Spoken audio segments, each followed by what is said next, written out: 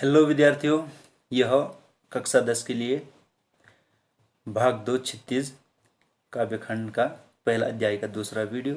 क्योंकि हमने पिछले वीडियो में प्रथम सूरदास जी के 2 पदों का अध्ययन किया था, अब इस वीडियो में हम शेष 2 पदों का अध्ययन करेंगे। तो आइए देखते हैं।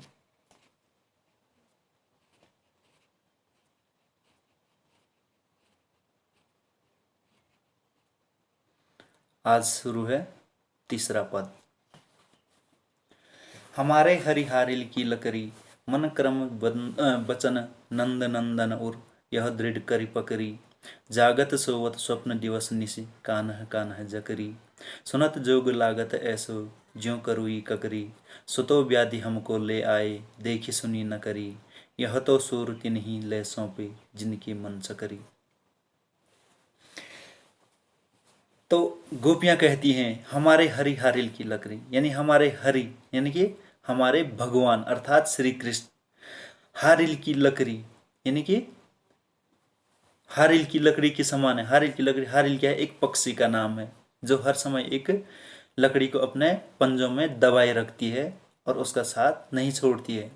तो मन क्रम वचन नंदन नंदन उर यह दृढ़ करी पकड़ी, कि हमने क्या कर दिया? मन क्रम और वचन से क्या है? नंद नंदन अर्थात श्री कृष्ण को हृदय में दृढ़ करी पकड़ी, यानी दृढ़ता से यानी मजबूती से पकड़ लिया है, यानी बसा लिया है। जागत सोवत स्वप्न दिवस निशि, यानी जागते हुए सोते हुए, सपनों में दिन में और निशि रात में, कान्हा कान्हा जकरी यानी कि कान्हा कान्हा जपते रहते हैं अर्थात श्री कृष्ण का जाप करते रहते हैं। सुनत जोग लागत है ऐसो ज्यों करुई ककरी। और क्या कह रहे हैं कि जो उन्होंने योग का संदेश उद्धव के पास भेजा है वह कड़ुई ककड़ी के समान लगता है। सुतो व्याधि हमको ले आई देख सुनी न करी। और जो योग का संदेश उन्होंने गोपियों के लिए भेजा है वो गोपियों को क्या लग रहा है कि जैसे मानो कोई बीमारी अथवा कोई रोग उनको ले आए हों। कौन? उद्धव। और जो उन्होंने कभी न देखी है, न सुनी है, न कभी उन्होंने स्वयं पे वो चीजें भोगी हुई हैं। यह तो सूर तिन्हीं ले सौंपे जिनके मन सकरी, यानी वो कह रहे हैं ये तो उन्हीं को लेके सौंप दो, यानी उन्हीं के लिए ये योग का संदेश, जो ये योग रूपी बीमारी अथवा रोग है वो उसको उन्हीं लोगों के लिए सौंपा जाए जिनके मन सक्रिय, यानी जिनके चित्त क्या होते हैं? चित्त यानी मन क्या होते हैं? चंचल होते हैं, यानी भटकते रहते हैं, यानी जिनके मन में एकाग्रता नहीं होती है। ये योग का संदेश उन लोगों के लिए देना चाहिए, ना कि हमारे लिए, क्योंकि हमने तो पहले से ही श्री कृष्ण को अपने मन में यानी कि पूरी तरह से बसा लिया है। तो हम इसको एक भावार्थ के रूप में इस प्रकार कह सकते हैं कि हमें क्या है? भगवान श्री कृष्ण हारिल की लकड़ी के समान है। जिस प्रकार हारिल पक्षी हर समय एक लकड़ी को अपने पंजे में दबाए रखती है अर्थात उसका साथ कभी नहीं छोड़ती है, उसी प्रकार हमने भी मन से, क्रम से, वचन से नंद नंदन यानी श्री कृष्ण को अपने हृदय में दृढ़ रूप से यानी मजबूती से पकड़ लिया है। अब हमें जागते सोते, दिन में, रात में, स्वप्न में सब क्या है? कान्हा कान्हा की जप लगी रहती है। और उन्होंने तो उल्टा हमें जो योग का संदेश भेजा है जो हमें क्या लगा? कड़ुई ककड़ी के समान लगता है। जैसे कि कड़ुई ककड़ी को चखने भर से पूरे मुंह का स्वाद क्या हो जाता है? तीखा हो जाता है अर्थात उसको खाने का मन नहीं करता है। उसी प्रकार क्या हो गया है कि गोपियों को भी योग के संदेश के बारे में जैसे ही उन्होंने योग का संदेश सुना तो वैसे ही उनको श्री कृष्ण की अन्य कोई संदेश सुनने की आवश्यकता नहीं हुई, अर्थात उनका मन नहीं किया कि वो और आगे के संदेश को भी सुने। और इस प्रकार कि वो योग का संदेश गोपियों को इस प्रकार लगा कि जैसे कि उन्होंने श्री कृष्ण ने कोई रोग उन्हें भेजा हो कि यह रोग है, व्याधि यानी रोग या बीमारी, एक प्रकार की बीमारी लगी उनको वो रोग। और योग का संदेश जो कि उन्होंने गोपियों ने न कभी देखी थी, न सुनी थी और न कभी भोगी थी। यह क्या बोल रही गोपियां कि ये योग रूप बीमारी उन्हीं लोगों के लिए सौंपी जाए जिनके मन चंचल होते हैं, यानी कि जिनके मन इधर उधर भटकते रहते हैं। वो सिर्फ भगवान का जाप करने का मात्र ढोंग करते हैं, क्योंकि हमने पहले से ही श्री कृष्ण को अपने हृदय में धारण कर लिया है और हमारा मन उनके अलावा कहीं और नहीं लगता है। इसलिए हमें यह योग के संदेश की आवश्यकता नहीं है। चौथा पद, हरि है राजनीति पढ़ी आई, समुझी बात कहत मधुकर के, समाचार सब पाई। एक अति चातुर होते पहले ही, अब गुरु ग्रंथ पढ़ाई। बड़ी बुद्धि जानी जो उनकी, जोग संदेश पढ़ाई। उधो भले लोग आगे की, परहित ढोलत दहाई। अब अपने मन फेर पाए हैं, चलत होते चुराई। तय क्यों अनीति करे आपुन, जे और अनीति छुड़ाई। राज धर्म तो यह सूर, जो प्रजा न जाहि सताई। समझी हरि है राजनीति पढ़ आई। हरि का मतलब है भगवान श्री कृष्ण के लिए गोपियों ने यहाँ पे हरि का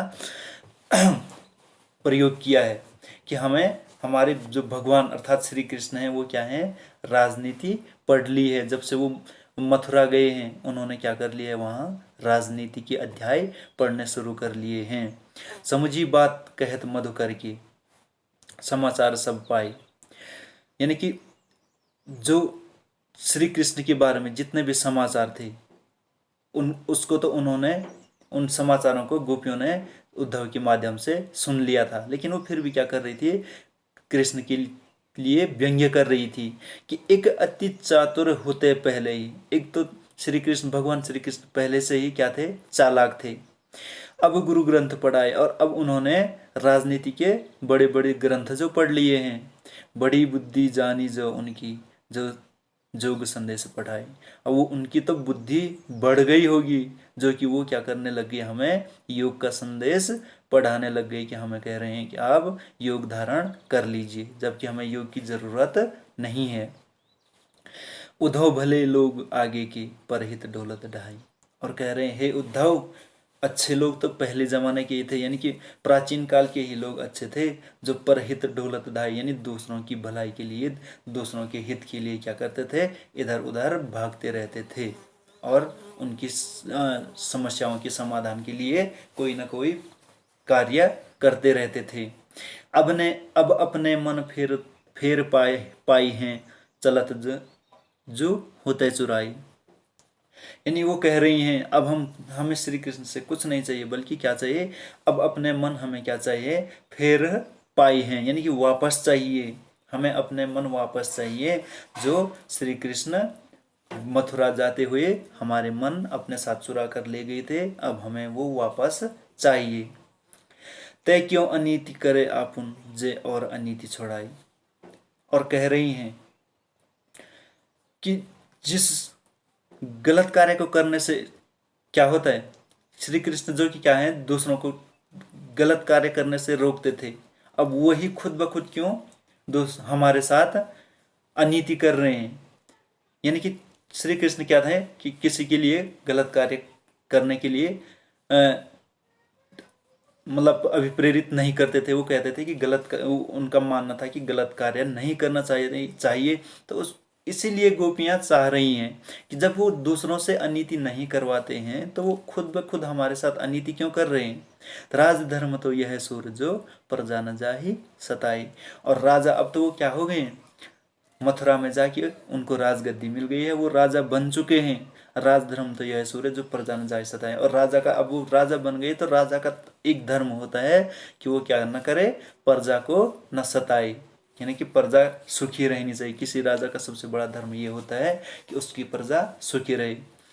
तो इस दोहे का एक सम्मिलित भावार्थ इस प्रकार से हम बोल सकते हैं कि जब श्री कृष्ण ने गोपियों को योग धारण करने का संदेश उद्धव के पास भेजा, तो गोपियां कह रही हैं, क्योंकि उनको उद्धव से अपने हृदय प्रिय श्री कृष्ण के सारे समाचार मिल गए थे, तो अब वो उनके लिए कुछ बातें बोल रही हैं गोपियां कि एक तो वो पहले से ही चतुर थे, भगवान श्री कृष्ण एक तो पहले से ही चतुर थे, अब उन्होंने राजनीति के क्या कर लिए, बड़े बड़े ग्रंथ पढ़ लिए हैं, इसलिए उनकी बुद्धि अब क्या हो गई, बढ़ चुकी है, इसलिए वो हमें योग का पाठ पढ़ा रहे हैं, यानी योग धारण करने का संदेश दे रहे हैं। अब हमें उनसे और कुछ नहीं चाहिए, बल्कि हमें हाँ, और उधो भले लोग आगे की परहित दौलत ढाई, यानी कि अच्छे लोग तो पहले जमाने के यानी पुराने समय में ही सब अच्छे लोग होते थे, जो क्या होते थे, दूसरों के हित के लिए क्या करते थे, इधर उधर भाग दौड़ करते रहते थे कि दूसरे व्यक्ति भी सुखी रहें। अब अपने मन फिर पाहियों चलत जो होते चुराई, यानी कि वो अब गोपियां कहती है कि हमें अपने मन क्या चाहिए, वापस चाहिए, जो श्री कृष्ण अपने साथ मथुरा जाते समय चुरा कर ले गए थे, हमें अब वही अपने मन वापस चाहिए। तय क्यों अनीति करे अपन जो और अनीति छुड़ाइए, वो कह रहे हैं, गोपियां कह रही हैं कि श्री कृष्ण एक तो स्वयं गलत कार्य नहीं करवाते हैं, और अब वो स्वयं ही हमारे साथ क्यों गलत कार्य कर रहे हैं कि उन्होंने हमें दर्शन देना तो दूर, हमें उल्टा योग धारण करने के लिए कहा है। अब हमारे साथ ये इस प्रकार की अनीति क्यों कर रहे हैं, जबकि अब वो तो कहाँ मथुरा जाकर राजा बन गए हैं, और हर राजा का यह धर्म होता है कि उसकी प्रजा किसी के द्वारा सताई न जाए, किसी के द्वारा उसकी प्रजा को प्रताड़ित न किया जाए, बल्कि राजा का धर्म यह है कि प्रजा सुखी रहे, वही सबसे श्रेष्ठ राजा माना जाता है। तो ये अध्याय पहला समाप्त होता है। तो फिलहाल के लिए धन्यवाद, और मिलते हैं नेक्स्ट वीडियो में। धन्यवाद।